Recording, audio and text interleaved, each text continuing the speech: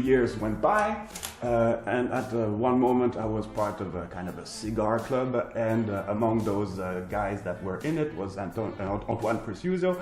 And so all the guys in the cigar club had Antoine Preciuso's watch, and that's where I got this Gran Robusto. It's also a chronograph. It's quite big. I mean, I have rather small wrists, so maybe a little bit too big for me, but I don't wear it that often, I have to admit.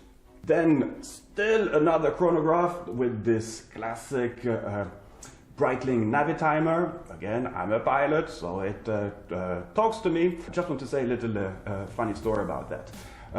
Like I said, I've always been this kind of entrepreneurial spirit, and in 2000, I created the first online pilot logbook that worked both for FAA pilots, American pilots, and JAA pilots, European pilots. So you could log both of your hours depending on what kind of flight rules you had to abide to, but you would have a consolidated view of your hours, landing, instrument approaches, and so forth.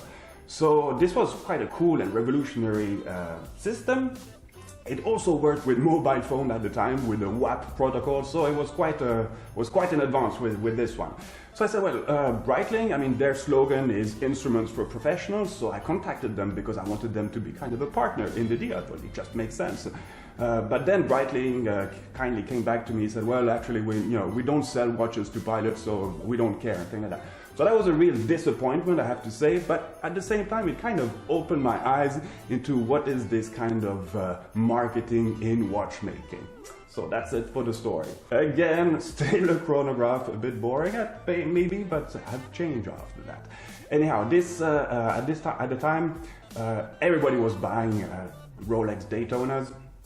I wanted to be a little bit more original, so there was something a little bit similar there. This is a Girard-Perregaux Laureato Evo 3. It comes in a titanium case. It's really smooth. It's really nice to feel, actually. Nothing too special in terms of the movement, but I like the push button with the screw that you have to like on the Daytona, basically to activate the chronograph function. I like the chocolate dial. I think it's sporty. I like the yellow second dial for the chronograph. I think it still looks pretty cool. I have to say I still quite like this watch. It's a bit bruised up, I have to admit, so it just proves that I did wear it a lot.